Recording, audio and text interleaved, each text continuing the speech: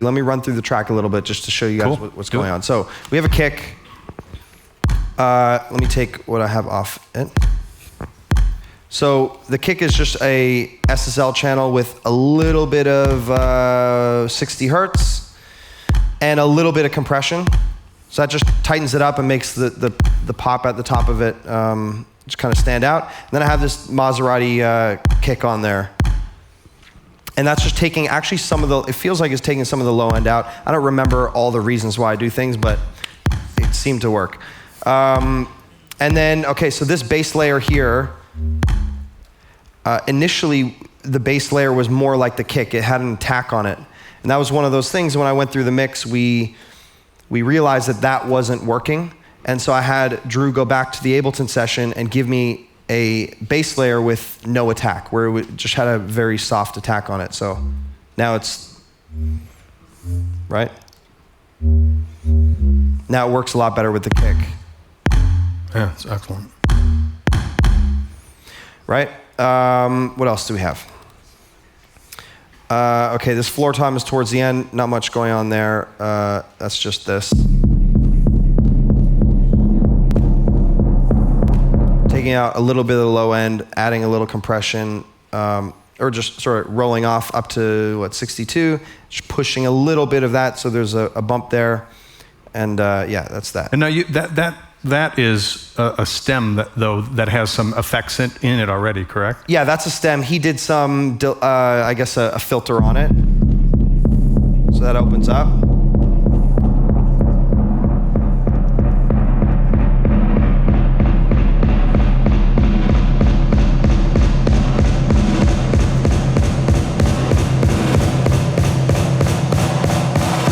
The filter all open, yeah. Yeah.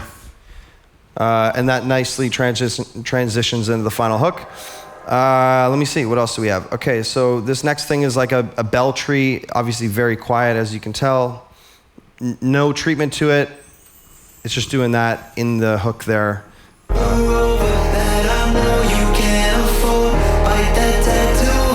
And it just adds this nice sparkly little, vibe to it. Let's see, what else? We have a bunch of claps and snares. I'll play them all together, really. There's one.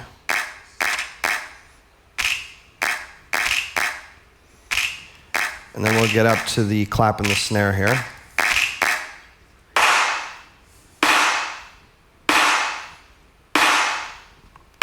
And then we add the clap back in. Right?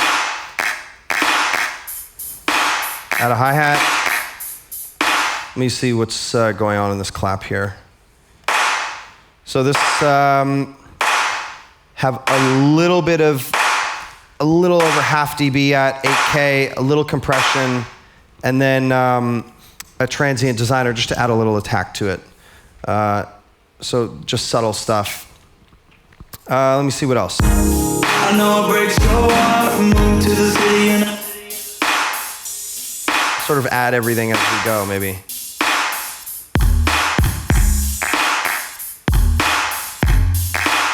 So these effects, what is this? So, transition effects. And then this glitch effect is, and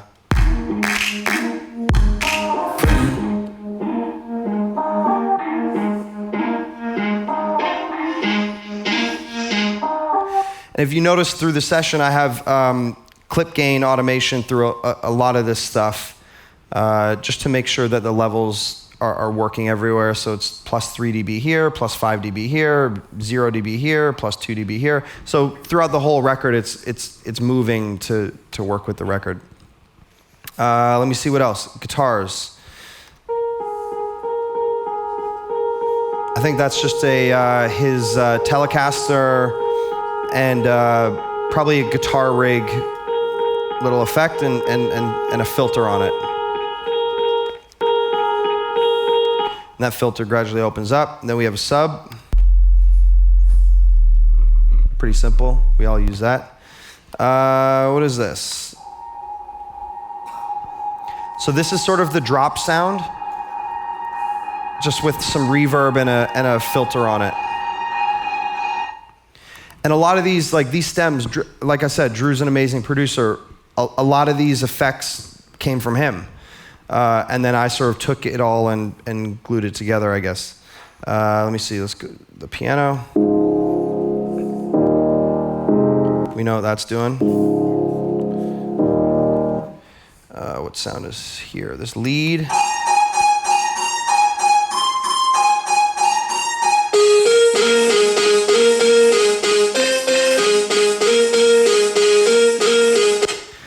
And I know that this lead is a layer of 4 things. It's like 2 different vocal samples, I think, and what else? It's like a pitch down vocal sample where the formant is adjusted, and there's some other little sprinkles of things in there.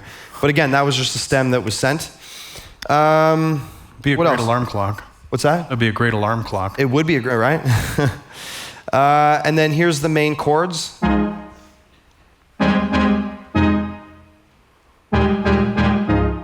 Pretty simple. I have a little reverb on it. This is just going to a plate reverb. All my returns are down here, so that's just a Lexicon medium plate, not just giving it a little bit of space. That synth at the end, doesn't it the tail opens up a little bit?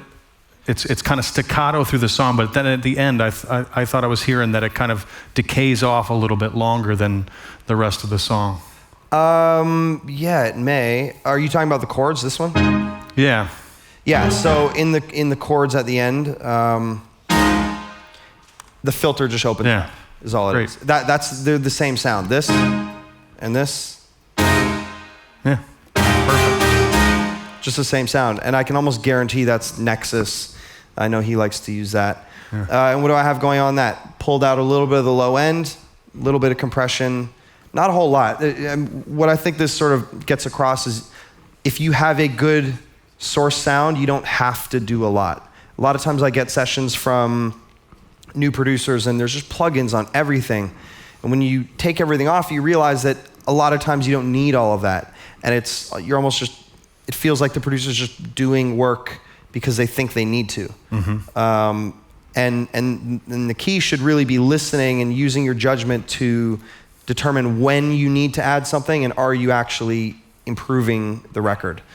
So this is one of those moments where you don't need to do a lot to make it sound good. You got to balance it out. As you can see, like some of the levels are unison here at 0, and a lot of them are changed.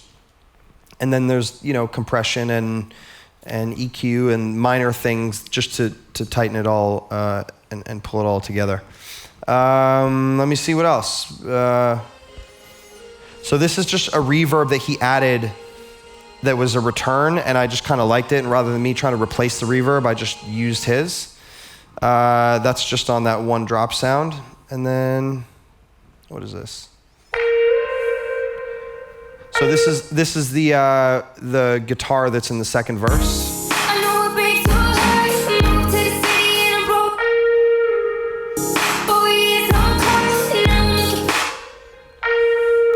Right, so we got that, and then there's some strings and pads towards the end of the record.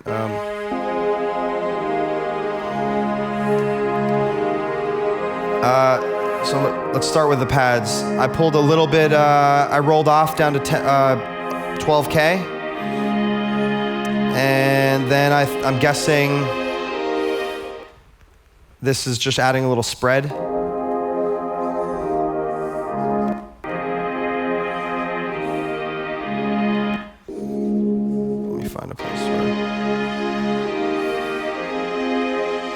You can see it just adds a little bit of brightness, spreads it out a little bit. I can only really hear this monitor, but maybe you guys can hear it. Is that a Vitalizer a go-to for you? Or? I love the Vitalizer. Like these 2 plugins right here, I pretty much use on everything. I mean, not everything, but these are my most used plugins. The SSL channel from Waves and the SPL Vitalizer. And then the strings, probably similar, I'm guessing. Yeah, just adds a little bit of spread and a little bit of brightness, not too much. Right? What else do we have? And we're getting towards the end. All right, so remember I was talking about we did the mix and then we added things at the end. So these tracks here, these 4 tracks were all added after the song was mixed, just to make the last drop be different and stand out and just do something unique. So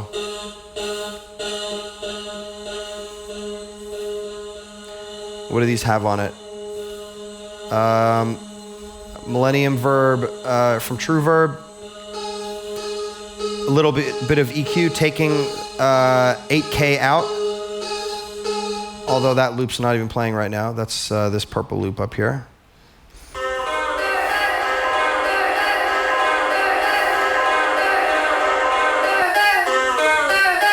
Right? I just wanted the end to be washy and big and feel like a vibe. Rather than having another lead on top of another lead that's going to fight with each other. So you have the True Verb on the insert in that That's on case, the insert, right? yeah. Sometimes I have, in my template, I have 4 reverbs here, and then a few delay, and then a bunch of delays and spreads and things like that. And every once in a while, there'll be a track where I want one unique reverb, and rather than setting up a send, I'll just put it right on. And in this case, I really just wanted the return anyway, so I don't even think I have a mix on it. So that's because it's like an effect specific. It's an effect specific thing rather than most vocals I'm going to send to a send because I want to use that same reverb on 20 different tracks or 10 different tracks. Cool. Okay, so that's that. And then this sound.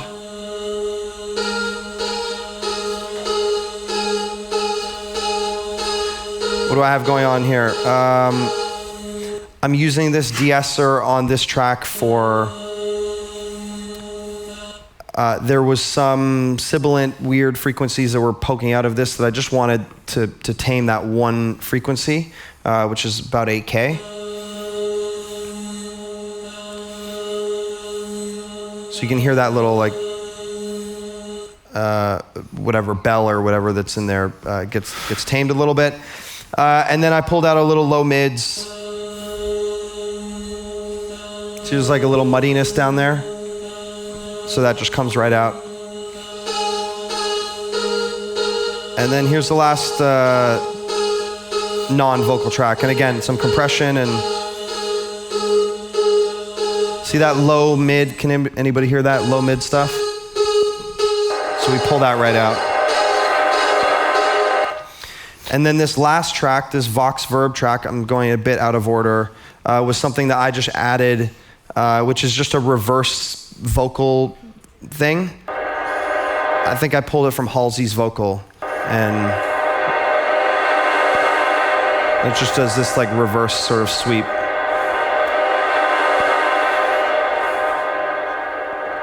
And yeah, so that's the track.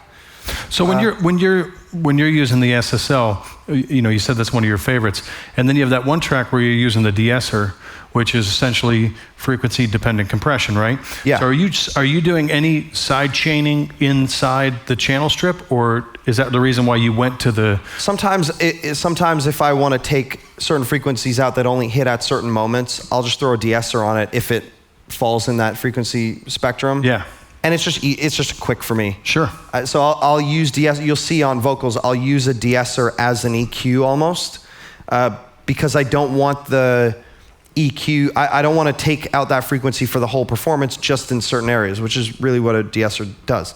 But sometimes I'll lower it down to 2K and take out some low mids that are not S sounds, just annoying frequencies that I don't like on certain words. Sure. So I use de-essers all the time. You'll see on some vocals, I'll have 2 or 3 de-essers on it, all hitting different frequencies, and it's solving problems at certain times for me.